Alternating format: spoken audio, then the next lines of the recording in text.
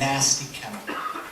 And so there's a reason, I think, why the government isn't testing for this, and why, if the EPA has made one major mistake in their testing thus far, it was ignoring dioxin, almost pretending like it didn't exist. There's a long history in the EPA. Our organization had a campaign, we wrote books, several of them, about dioxin from the mid-90s into the early 2010s.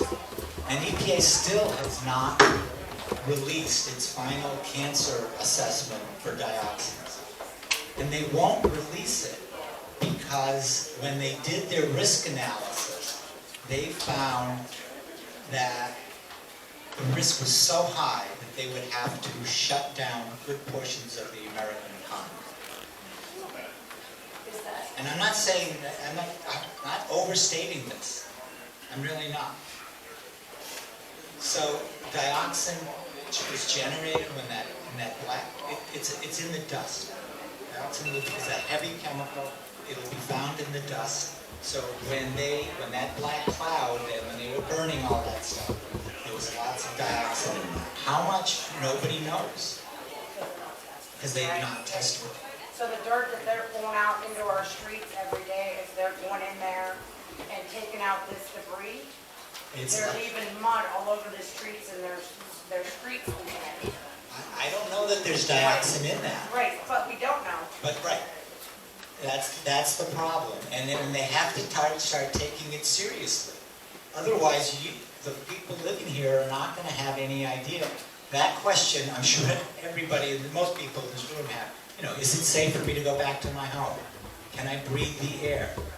I mean, people, I understand, are complaining of headaches and respiratory issues.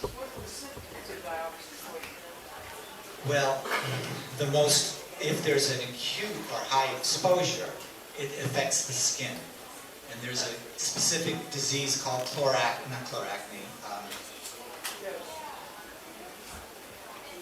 It's like a chloracne, it's very similar. But so it attacks your skin. And, but there are a lot of subtle effects from dioxin exposure. Central nervous system, liver, reproductive outcomes, developmental problems, a lot of long-term problems. They're not necessarily something that, going to make somebody sick immediately. And that's, the subtlety of that make it very complicated to try to figure out whether anybody's symptoms are due to dioxin. So it's not that they can't test for dioxin, that they won't? They haven't yet. The reasons I don't know. They haven't yet. There is a test for it. Oh yes. They did say today on the press conference that they were going to check down the road for that. Whether they That has to be part of their cleanup plan. They can't define a cleanup plan until they know where the contamination is. We've got a question about that. Could you explain, like the properties behind the dioxin? Like, will it break down eventually on its own? Is it stuck here for good? Does it stay on top of the water? How does it break down in soil? If we have to rely on the environment to break this down and put it back into itself, if they don't get it out? Dioxin is it does not degrade very easily. It will be around for many, many, many years. It's, as I mentioned, it forms the chemical reaction that creates dioxin from the vinyl chloride, for example, is largely going to occur on dust particles, particulate, that black material you saw. And it's a large, heavy chemical, so it's going to fall out pretty quickly. It's not going to travel that far. It can, the dust, it'll depend on the size of the dust particles. It can go to long distances as well. So it's a real mixed bag. But it will settle in the sediment in rivers. It doesn't really absorb in the water, but it will fall out and be found in sediment. So yeah, I'm gonna Chief Sill and then also Dr. A. Is that just your specialty also when it comes to toxins? Yeah, well, so Sure. So I just want to talk a little bit about the complexity of the stuff they think you should be testing for, because it's not just one chemical, right? So when we talk about vinyl chloride, it's one chemical, and we kind of understand it fairly well. But what happened was you had a fire occur, and during fire, all the chemicals mix and they transform into other things. And even dioxins is not just one chemical, it's a class of chemicals. And so there have to be testing for the suite of things that might have formed. And those suite of chemicals all have slightly different properties. So the heavier they are, the faster they'll fall out of the air, basically. And so one of the things is, as we think about, who's affected, how far should we be looking, is a little bit about where those smoke plumes went, and then at what point would the different chemicals fall out. And this is why soil testing is so critical, so that we start to understand the width of this cloud and how far things are affected. And for dioxins and chemicals like dioxins, once they are in the soil, they don't break down very easily. And another property of them is because they're big and heavy, they tend to start to accumulate in certain pools. And that includes sometimes inside organisms. So we do have to think about whether, over time, the chemicals are present in the soil. They might be present at low concentrations now, but they have started accumulating in the fluid. So they could wind up in the fish, and if you consume the fish, they get transferred to you. And so it becomes an ecosystem issue. That's another thing we're looking at along the time. Chief Sill, do you have something to add? Not just fish, but dairy as well. Thank you for that.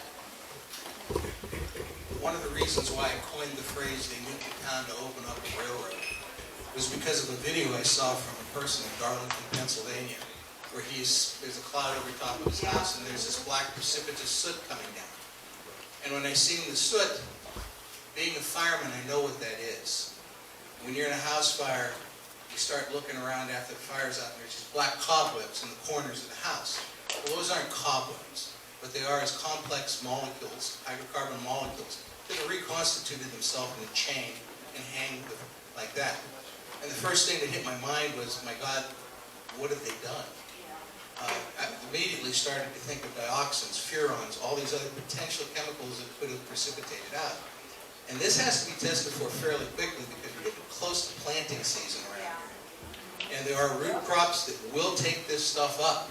Potatoes, carrots. One of the ones, I never liked Brussels sprouts as a kid, and I know now why. Because Brussels sprouts take up just about anything into their organizational structure. They take up radium, they'll take up dioxins, they'll take up anything, and it'll get in there. And what you're going to end up doing is, if you buy local, you might be re-eating the stuff that you had in here. As far as any dust and any chemicals that might be present in dust, I've told everybody that I can tell, go to your family physician and get a baseline physical now. If you own a well, get a baseline now. What is or is not in your water? Get that done now. If you have soot or anything that you suspect it could be contaminated, get a sample of it. Have them test it. Video yourself taking the sample so that later on Norfolk can't say that you doctored up a sample. But get it tested now, because this is long term. Dioxins will hang around for a long, long time. Probably, about 100 years? Something like that? Yeah, they'll stay in the soil for 100 years. Somebody mentioned that all these gases up in the air, it drops acid after it. Well, the hydrochloric acid that was potentially formed when they burned off a lot of that, if it hits with the water, you're going to have what's called acid rain. But being in Mill community in Youngstown, we're fairly used to it all the time. That's why the buildings turn black from the acid rain. I was more concerned with getting into the water streams, and now they're re-aerosolizing the stuff out of there, and it's just, they call it vaporization or volatilization, but all it is it's throwing it up in the air, and it's allowing the air to carry off the particles, and it's reintroducing it into your air. How long does that take to get into a well? If it's maybe 20 feet. A discussion that I had with Dr. Julie Weatherington Rice on Wednesday, she's saying anywhere from 6 months to 2 years, depending on the strata that you're around. This area was heavily mined. That is a garden, and then you don't have to dig deep. Yeah. But did you have water? I think your water table around here was 60 feet, something like that, yeah. Hi. We have a mic out here to the lady in the blue shirt. No. She's next. She's next. Yeah, that was her. All right. All right, hi. Hi, Kevin. My name is Kevin Pasco. I'm a resident here in East Palestine, Adams Road. My company, K2 Environmental, this is what we do. Also do testing. We do testing, and we'd love to work with you folks. We, have a well here, and we have a dog in this race. And my question is the controlled burn, so-called controlled burn that they did.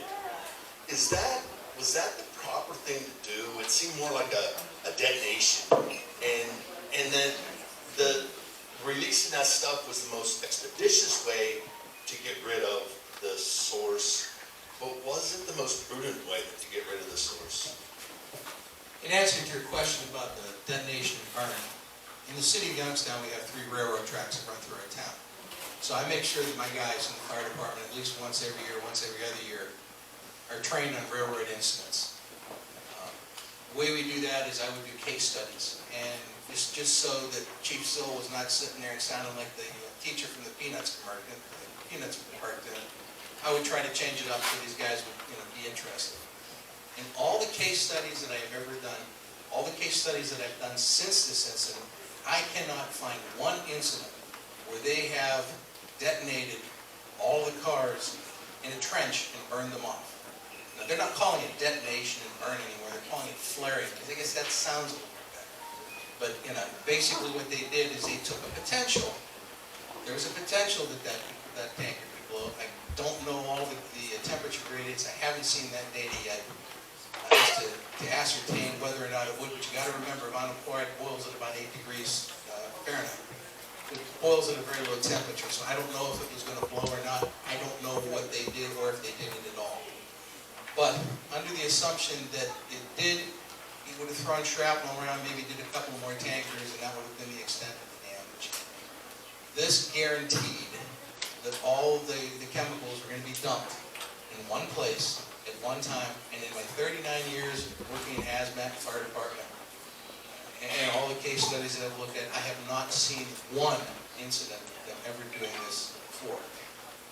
And I go back to my original statement that got out in the media. They did it to open up a railroad. The NTS said that the car, the reading on the car was 140 degrees, with the explosion level estimated at 187 or so was when, I guess, the Norfolk Southern, their own procedures clicked in and said that, they needed to do something about the pressurization. So you were approaching a threshold, it seems like, but it wasn't a critical mass. It seems like something you could code that in. Well, from what I've seen from the news media, local news media, the video feeds that I was looking at, it had pretty much vented. The top was open, it was venting. I had heard, and I can't prove this one way or the other, that they were putting unmonitored master screens on the tankers to pull it off, and Norfolk Southern told them to pull it off because they weren't doing it. I don't know if that's true or not, but I've heard through my grapevines that that's what was done. The cooling off could have done it. The temperature gradients could have fell off. You don't know. If you just let it boil off, you don't know. But what they did was they took a potential and they made it a for sure. And I coined another phrase this morning on MSNBC. I call it the laboratory experiment from hell. Because we basically dumped a ton of chemicals into a pit and burned them off. And anybody that's been in chemistry, when you do that, you don't know what you're going to get when you're done. So. Let's think, do they even know what to test for? When all these things came together and burned? Probably not. I think lady in the back. Hi, my name is Ashley. I was wondering what you suggest would be the best way to get tested for dioxin, because I had my own personal test through an independent company. They worked with me. They said they can't even test for all the chemicals that were released, even the ones that were released by the EPA. But they're more known for testing radon, mold, those other things. So it's pretty hard to get a hold of someone that can do the testing properly. And I'm seeing that throughout the town with the air monitors as well. I can answer just a little. One of the things is what our researchers, and I'm going to give it to you also, Carol, because I know you have something to say with it. We have researchers, and we're going to be asking folks to sign up for us. So we have scientists that, again, like we said, aren't paid by anybody. They're going to be rolling some of these things out for you.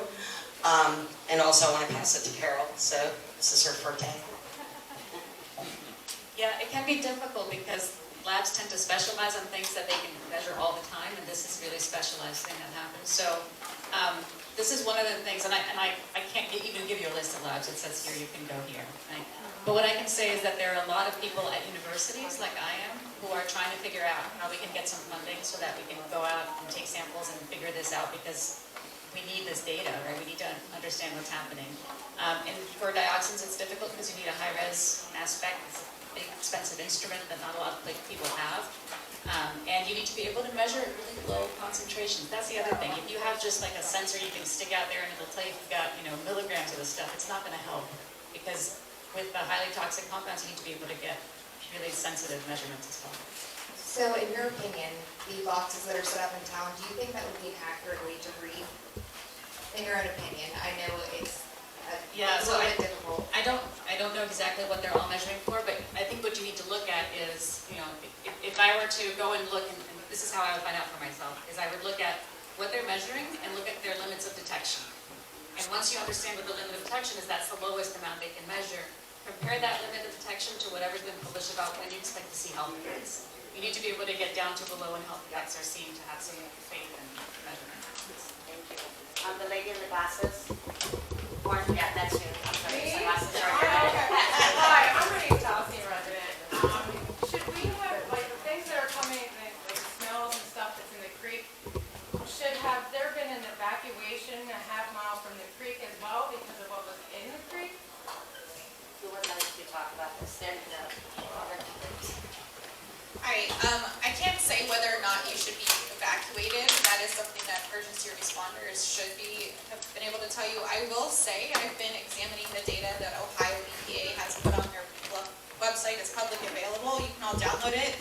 I'm sure you don't want to though. It's 232 pages. I'm concerned, and I don't like Yeah, what's in the creek right now. Yeah, and so the statement that it's not contaminated is false. You will find 15 sites that are highly contaminated. Some of these things that shouldn't really be in the waters, we know vinyl chloride, for instance, was dumped, and the safe drinking standard is 2 parts per billion. Now this isn't, you're not going in there scooping water out and drinking it, but there's ones with over 5,000 parts per billion found in the surface water in the US. Yeah, so I would highly recommend staying away from surface water until you can have someone come at your exact location along a run and say whether it's safe or not. Now the thing is, some of their surface water tests had nothing that they found. So some of the locations are still safe because of the way the water and the contaminants are flowing. Some of your sites might be extremely contaminated. And that's what's really important is that, yes, they might do 50 tests, but if you're the 51 location that hasn't been tested, they cannot tell you it's safe. So that's something you really need to think about. Just because your neighbor's safe doesn't mean you're safe. Just because someone a mile away is safe doesn't mean you're safe. And just because they're saying it's undetectable doesn't mean where you are they can't find contamination. So I highly suggest you go get, talk to Norfolk Southern, really push for your locations to be tested. Thank you. I'll speak loud enough. Okay. So what exactly is the odor? So I went down to the creek myself after watching the news. And I took a stick across. And it smelled perfectly fine when I went down until I disturbed the water. I threw a rock in the water and I called my wife and I said, literally, it suffocated me for a minute. And this isn't psychosomatic. It was literally, the air was so heavy, I couldn't breathe for a minute. You got to remember that some of these chemicals float in water, some of these chemicals sink in water. When you throw the rock in, you're disturbing the chemicals that sink in water. And they're going to come to the surface, and they're going to aerosolize, they're going to vaporize, and you're going to smell that. That's just the sad fact of the chemicals that got dumped in there. They're testing vinyl chlorides. I think they had butyl acrylate they got in there. I mean, these are not good chemicals in there. Are they testing surface and sediment at the bottom? Because if That- it sinks that and you I test don't- the surface, you're not going to see anything. That I don't know, and I can't even tell by looking at their testing programs. And they're not what even they're testing. chemicals on the derail list, so where'd that come from then?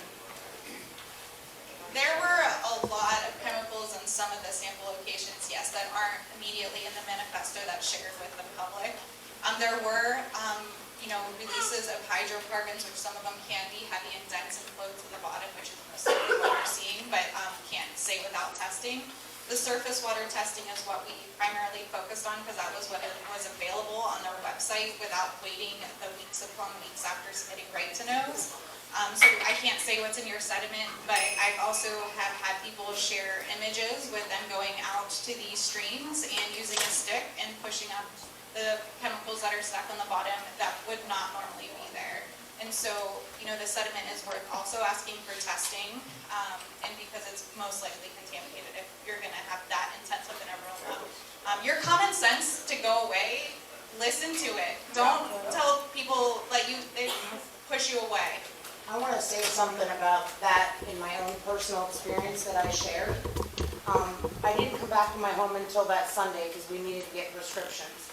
I went up to the park first at the assistance center, and people were talking about the smell between East Palestine and Negley. As soon as I pulled in my driveway and smelled that, I knew they were lying to me. I knew that stuff was toxic. And that's why I didn't stop. I followed my gut. We're being forced to take our kids into these homes that we don't feel are safe, that we can't tell them is safe. I just wanted to draw an analogy for you people. You're going to start hearing a lot of these things, parts per billionth, parts per trillionth. Let me put that in context. If there was 1 billion ping pong balls sitting outside of this room, and with a chemical like ammonia, it's smellable at 4/100ths of a billion parts per billion. If 4/100ths of a ping pong ball got in this room, you'd smell it. Parts per trillion. Again, imagine 1 trillion ping pong balls outside of this room. And if 1 or 2 got in, I think, what is it, dioxin's 5 parts per trillion or something like that? 7, yeah. If 7 of those ping pong balls, 7 of 1 trillion ping pong balls got in here, you'd start suffering infection. That's to give you an idea of what this all is. And there's a lot of other things that they're going to be saying, threshold limit values and time-weighted averages. And it's a game that they're playing. They come in here and they drink the water. And it's just like smoking 1 cigarette. You're probably not going to get cancer from smoking 1 cigarette. Will you stay here and live and breathe this stuff and drink the water? Yeah, that's the whole thing. And it's not what's here now that's measurable. It's the minute, as you mentioned, it's the minute quantities that are there that over a 20, 30-year period are going to build up to that big bag of nasty stuff that you're going to have. I can just talk about it. All right, got them all.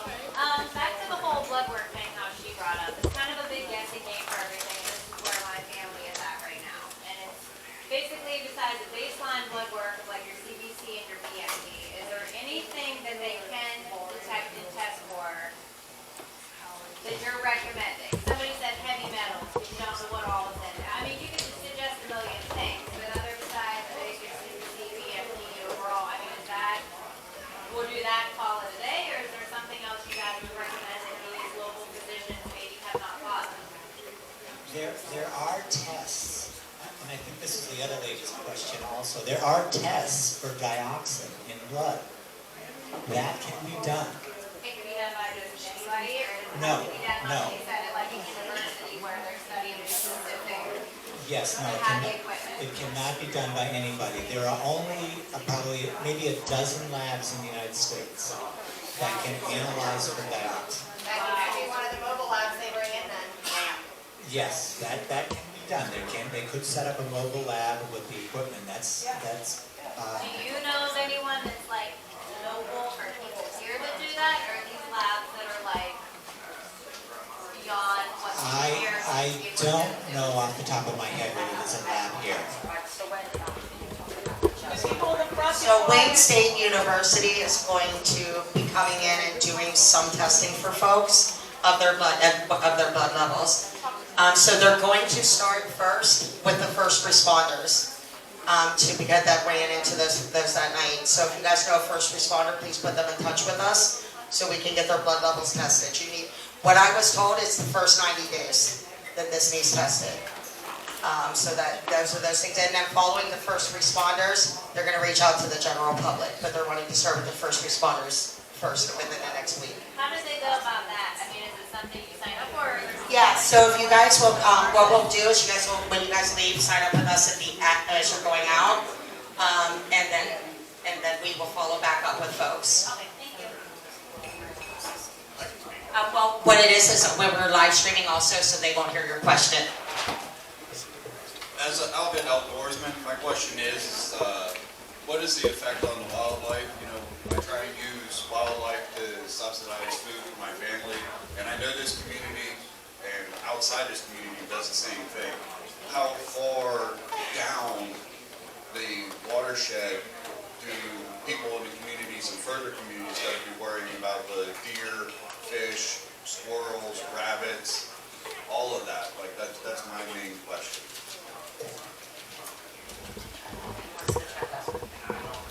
Steven, just take pass it on. Well, a lot of the chemicals that are in the fire, or in the drain, are not necessarily don't travel very much distance. The exception is dioxin. Dioxin is a fat-soluble compound, and I'm speaking of dioxin as if it were a single chemical, but as Howard pointed out, it's not. And so, but it is fat-soluble, and so if a cow eats grass where dioxin has settled from the air, it will get into the cow, and that means it gets into the milk because that's fat-soluble. It gets into the Hamburg, and so on and so forth. So any animal that feeds on or drinks water that's been contaminated will, for dioxin in particular, will accumulate that compound.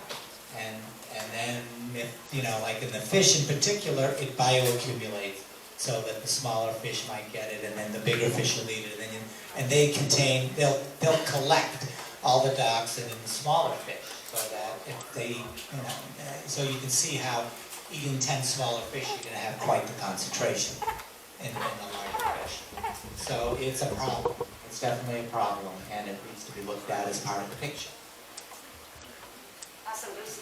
Let me get some of the folks over here in the back and the left. Where's our? Oh, you got it. There you go. You got one. With some of the symptoms being things like sore throats and stuff like that, those could also be COVID symptoms. Should we be taking COVID tests just so Norfolk can't say that it's COVID? I'm not a scientist, but I would say yes. My doctor said yes. Absolutely. You don't want to give them anything for them to put mud into your case. Many of the chemicals that were released affect the upper respiratory system, so eyes, ears, nose, throat, and so almost every one of them virtually, that's their primary target organ. So that it makes a lot of sense that people are reacting to that from all of that. So that's not things like dioxin, but it is the butyl glycol ethers and some of the other chemicals that are there. Ethylene. Can I say something on that? Is that okay about those? Emily in the back. Yeah, I'm a registered nurse, so just ensure when you're not just doing a negative COVID test with the timestamp, that you're actually getting an antibody test with the exact date and time, because COVID antibodies stay for 3 months. So there's that timetable of where they could say, okay, you had a negative COVID test here, but were you positive before? So make sure that's dated and timed. All right, we have some questions over here first. Yes, sir. The EPA could get away with not doing their job, like they did nothing for us. Where's the EPA? How the town will? It makes no sense to me. Can I get your name And then too? Norfolk can do this to this country? It makes no sense at all. Nothing makes sense here. There are citizen supervision, so I'm going to give that over here to John and let him, I wanted him to speak up, make sure he talks about those options for you all. I think it's hard to say definitively how much work EPA federal level or at the state level. We've got 3 states involved here, so we've got departments and agencies from all 3 states that are being affected. It's hard to say how much effort they're putting in because a lot of it we're not going to see. I mean, I think it was yesterday that US EPA, the federal level, announced that they were taking over the remediation from Norfolk Southern, which I think is a good development. I think that means we've got one principal source that is going to be spearheading the effort of the remediation. I mean, my hope is that we can use that one source for information too. But in terms of trying to go back to the scene of the crime, if we'll call it that, and we'll leave it at that. But if you go back to that, it really is hard to say who is doing what when. And until NTSB, I think, finishes their investigation and really determines all of those facts, it's going to be hard for us to know in the public because we're relying on media, we're relying on, press releases from the agencies. It's going to be difficult to find the truth here, and so I think we have to wait a little bit before we can reach conclusions about who did what when. But everything was done wrong. Everything was done wrong. If you talk to the scientists, you cannot burn those chemicals at low temperature. You have to burn them at a very high temperature. The EPA is supposed to be educated. They did nothing for us. They should be fired, all of them. Why didn't they use that problem? They are. They did nothing. I don't understand that. All right, we've got a question here, and the next question in the back. Okay, so you guys talked about dioxins and like what would happen to livestock, like if they were like eating pastures and everything. So do you guys know, is there anything known about like the effects on like pregnant or lactating animals, or like what would happen to, because me for instance, I have 2 goats that are due within like 2 or 3 weeks. I had them locked in, but obviously the people in Darlington, I was at a house sitting client in East Palestine, I had maybe an hour's worth of notice. So I locked my goats in and hoped for the best. We didn't get any notice at all. So is there any known effect on like pregnant, lactating animals? I mean, if you want to make it more important than that, maybe expand it to pregnant people, if that matters more. Any known effect at all? Specifically, it's hard to say because I don't know, what was happening where you were in terms of the cloud or the chemicals that in the car. Generally, dioxin, because it's fat soluble, breast milk, mother's milk, tends to concentrate it in a general sense. So I think that, pregnant women are at higher risk. Young infants who are breastfeeding in particular are at higher risk. Whether in your situation, whether your goats are at higher risk, I don't know. And goes back to the lack of information and testing. And so without that, we can't say specifically. I think the risk is there, but how much it is, I don't know. Just to follow up with something, in the same way that, they recommended until your well water is tested, drink bottled water. If there is a biopollutant contaminant like dioxin present, it helps to make sure you've got a clean source of feed. So if there's a way to keep, until you know that the soil is okay, if there's a way to feed your animal that isn't on pasture, but it's an expense, right? And not everybody can afford to do that. But by having a clean source of food, you can reduce exposure. I'd just like to make one comment I wanted to make on an earlier question about EPA. EPA had to know when they were going to burn vinyl chloride that dioxin would be formed. It's criminal that they didn't come forward with that.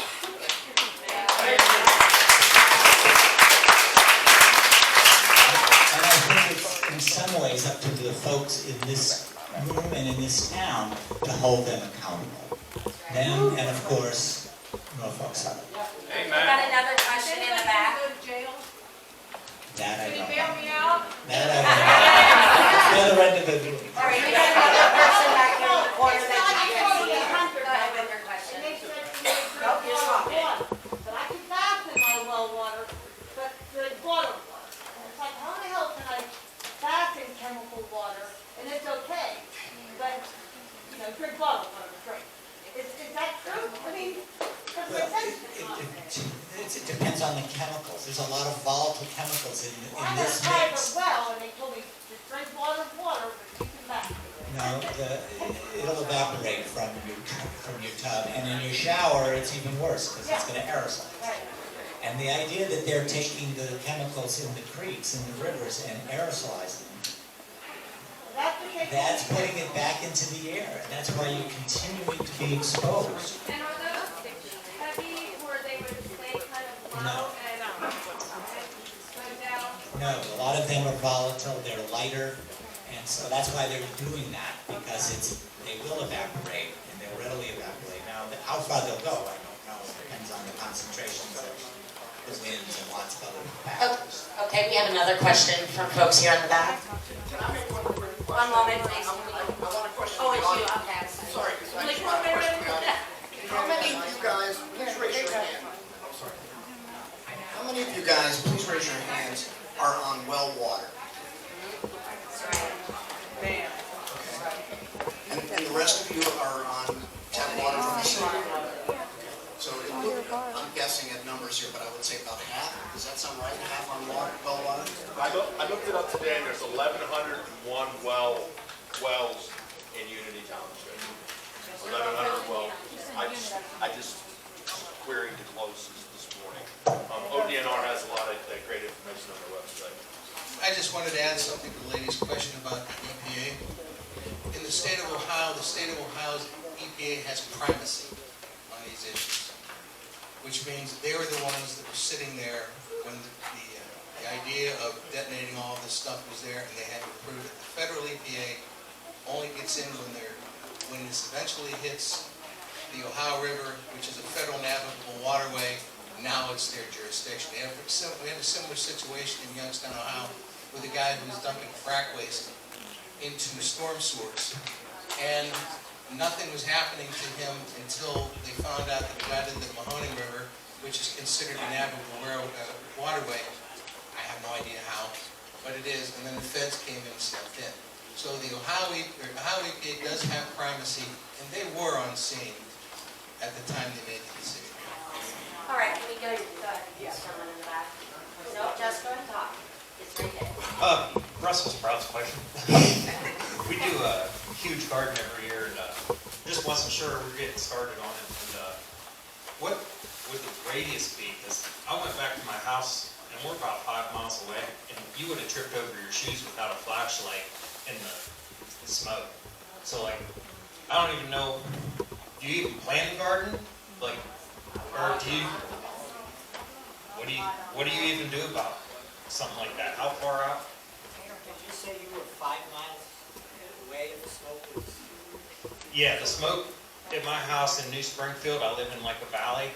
You couldn't see the wood burner without a flashlight to fill it up. I left the kids at my mom's house on the other side of Pombiana. But I just went home to check on everything, and I mean, you couldn't see anything. And you could see the sky perfectly clear as Pombiana, stars and everything. And just, totally, like being in a cave. Yeah, I mean, I think if you definitely know that the smoke came over your property, I think you have to have that soil tested before you can feel confident about planting anything. For your own peace of mind, if nothing else, but I think if the smoke was there, then the things that are in the smoke, we don't know how much of the chemical had fallen out, but there's something there. How would that be remediated? Because, I mean, I raised a dozen pigs,